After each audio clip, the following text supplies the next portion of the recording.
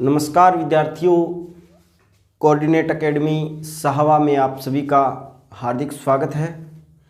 आज हम कक्षा 12 के प्रथम चैप्टर विद्युत क्षेत्र के बारे में अध्ययन करेंगे। और साथियों, अगर आप इस चैनल पर नए हैं तो इस चैनल को सब्सक्राइब कर लीजिए। और आज की जो कक्षा की PDF है वो मैं लास्ट में आपको एक व्हाट्सएप नंबर बताऊंगा, उस पर आप मैसेज लिख करके भेजोगे तो आपको उसका PDF प्रदान करा दिया जाएगा। और अब हम पढ़ते हैं।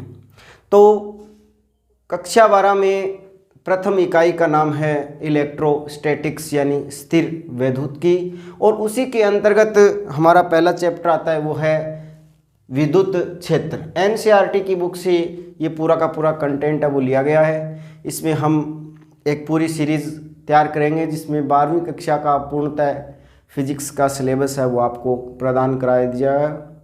इसलिए आप हमारे चैनल को सब्सक्राइब करें। अब हम स्टार्ट करते हैं। सबसे पहले विद्युत क्षेत्र शब्द को देखते हैं कि विद्युत क्षेत्र, और विद्युत क्षेत्र को पढ़ने से पहले हमें ये पढ़ना पड़ेगा कि विद्युत क्षेत्र कहाँ से आता है। तो हम सभी ने कक्षा 10 में पढ़ा है कि सतत आवेशों के प्रवाह की दर को हम विद्युत धारा कहते हैं, यानी I = Q/T होता है। I = Q/T होता है जहाँ Q आवेश है। तो कहने का मतलब ये हुआ कि अगर हमें विद्युत धारा प्रवाहित करानी है तो हमें आवेश की ज़रूरत पड़ेगी। यानी अपन अगर विद्युत धारा लेनी है तो अपन किस चीज़ की जरूरत पड़े? आवेश की जरूरत पड़े। तो सारों पहले आप इन आवेश के बारे में डिटेल अध्ययन करांगा और बिंग बाद में इन विद्युत क्षेत्र शब्द के बारे में भी पढ़ांगा। तो सबसे पहली विद्युत क्षेत्र ने पढ़ना पहली आप पढ़ांगा आवेश के चीज़ों है। तो आवेश ने अंग्रेजी में बोला चार्ज। तो आवेश के चीज़ों है। तो सारों पहली अगर यहाँ मान के चला इतिहास पढ़ा तो यहाँ बताओ है कि लगभग 600 ईसा पूर्व है, लगभग 600 ईसा पूर्व है, 600 ईसा पूर्व एक देश था जिसका नाम था ग्रीक देश या ग्रीस देश, जिसका नाम था ग्रीक देश या ग्रीस देश था। और ग्रीस देश में एक जगह आती है मेल्टस। ग्रीस देश के मायने एक जगह पड़े है मेल्टस। कौन सी जगह रहे? मेल्टस पड़े भी। मेल्टस के मायने एक वैज्ञानिक हा, बंगो नाम हो वैज्ञानिक थेल्स। के नाम हो वैज्ञानिक थेल्स। बन वैज्ञानिक थेल्स एक काम करो क्या बैठे बाल्टिक सागर है वो ग्रीस देश के अंदर पड़ा है। तो बाल्टिक सागर के अंदर एक पास में एक चीज़ पाई जावे जिसका वो नाम है एम्बर। के नाम है एम्बर। अंबर बोल सका, कई किताबों में एम्बर लिखे डोआस के एम्बर। और अपनी भाषा में अगर यहाँ देखा कि एम्बर के चीज़ है तो एम्बर एक रेशेदार पदार्थ है जिसका नापा एक बार के लिए प्लास्टिक के रूप में मान सका। वर्तमान में पीले सरंगो एक एम्बर नाम को पदार्थ हो है।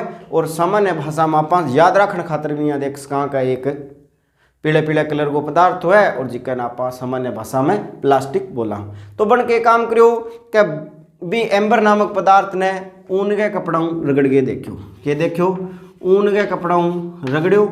और ऊन के कपड़ों रगड़ना के हो क्या वो एम्बर नामक को पदार्थ हो वो छोटी छोटी वस्तुआं यानी सूखी लकड़ी होगी, सूखी छोटी लकड़ी, पत्तियां आदि चीज़ा ने वो आपका नहीं आकर्षित करने लग गयो। तो बन एक प्रकार आपको नई रहस्यमय खोज समझी और भी बात ने आगे बढ़ाई और भी बात ने आगे बढ़ा के और एम्बर को यूनानी भाषा में एम्बर शब्द को यूनानी भाषा के मायने अर्थ निकाला तो बिंगो अर्थ निकला इलेक्ट्रम। क्या निकला? इलेक्ट्रम शब्द निकला। और इलेक्ट्रम शब्द हुई इलेक्ट्रोसिटी या इलेक्ट्रम इलेक्ट्रॉन आदि शब्द निकलेड़ा है। तो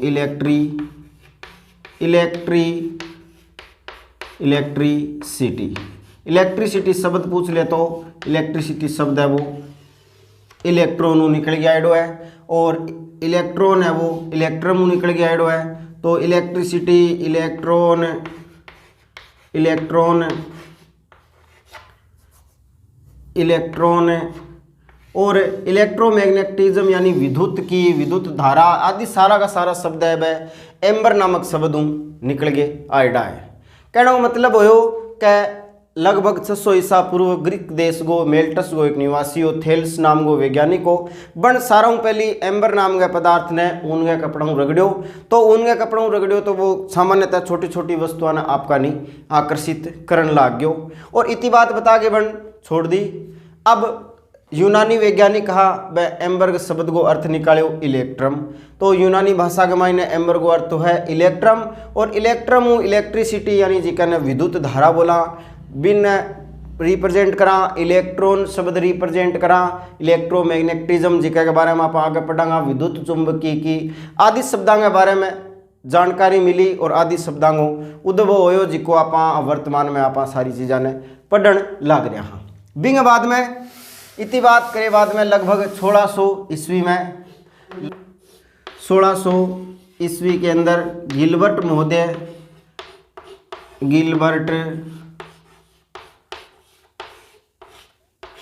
महोदय ने भी अपने प्रयोग प्रस्तुत किए, और उस व्यक्ति ने अपने प्रयोग के अंदर ये बताया कि अगर कांच की छड़ को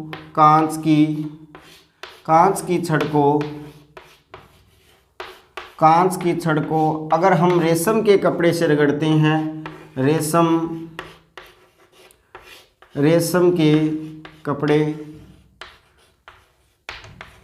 के कपड़े से रगड़ते हैं तो कांच की छड़ के अंदर भी आवेश उत्पन्न हो जाता है, और वह भी छोटी छोटी वस्तुओं को अपनी ओर आकर्षित करने का गुण प्राप्त कर लेता है। उसी प्रकार उसने एक और लिया, एम्बर नामक एबोनाइट की छड़ ली, एबोनाइट, और एबोनाइट की छड़ को उसने बिल्ली की खाल से रगड़ा। एबोनाइट की छड़ को बिल्ली की खाल से रगड़ा। बिल्ली की खाल से रगड़ने पर उसने ये प्राप्त किया कि एबोनाइट भी सामान्य से अलग व्यवहार करने लग जाता है, और वह भी छोटी छोटी वस्तुओं को अपनी ओर आकर्षित करने लग जाता है। इस आधार पर यह बात निकल के आई कि जब दो वस्तुओं को आपस में रगड़ा जाता है तो उसमें आवेश उत्पन्न हो जाते हैं। जब दो वस्तुओं को आपस में रगड़ा जाता है तो वे आवेशित हो जाती हैं, और इस प्रकार से जो प्रभाव उत्पन्न होता है उसे घर्षण विद्युत प्रभाव कहते हैं। उसे घर्षण विद्युत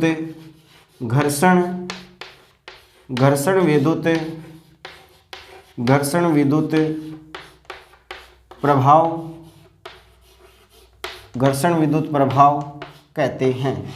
तो विद्यार्थियों इस चैप्टर के अंदर हम इसे डिटेल से पढ़ेंगे, किस प्रकार से विद्युत क्षेत्र उत्पन्न होता है और किस प्रकार से आवेश के जो आगे गुणधर्म है वो पढ़ेंगे। तो सबसे पहले हम एक परिभाषा पढ़ते हैं स्थिर वैद्युत की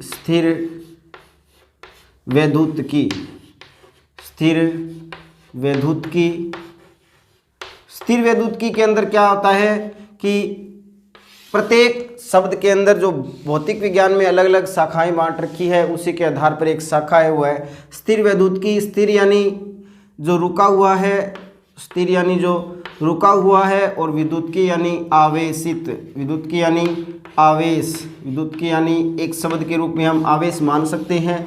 यानी भौतिक विज्ञान की वह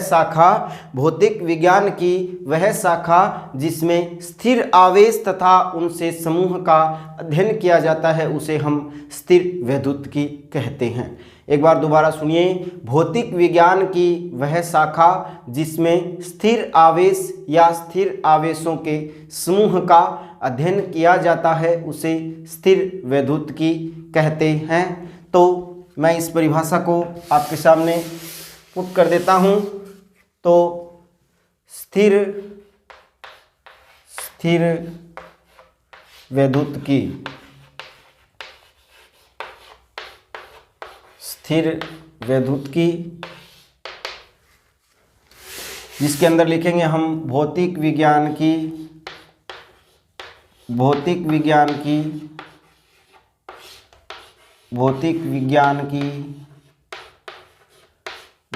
की वह शाखा जिसके अंदर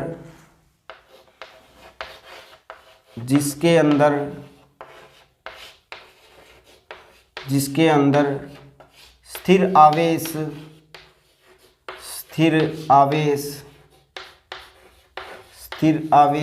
या स्थिर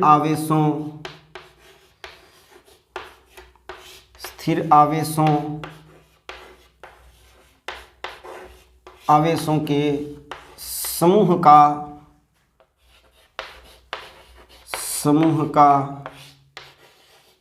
अध्ययन किया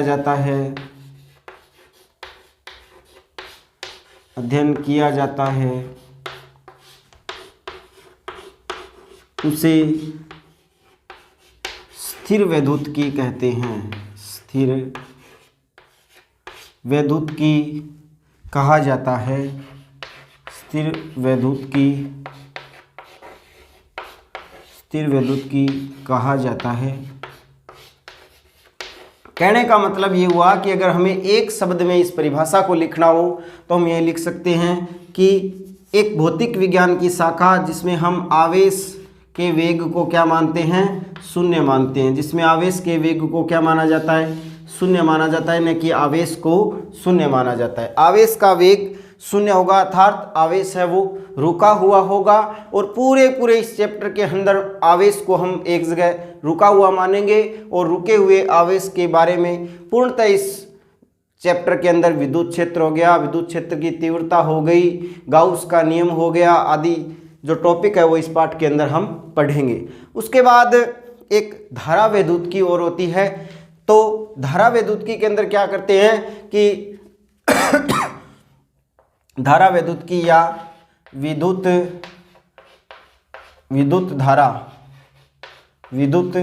धारा यानी भौतिक विज्ञान की वह शाखा जिसमें गतिमान आवेशों के समूह का अध्ययन किया जाता है उसे धारा वैद्युतिकी कहा जाता है। यानी इसमें आवेश को हम क्या मान लेंगे, आवेश को हम नियत वेग v से गतिशील मान लेंगे। इसमें आवेश को हम क्या करेंगे, नियत वेग v से गतिशील मान लिया जाएगा और पूरे के पूरे चैप्टर को हम आगे पढ़ेंगे।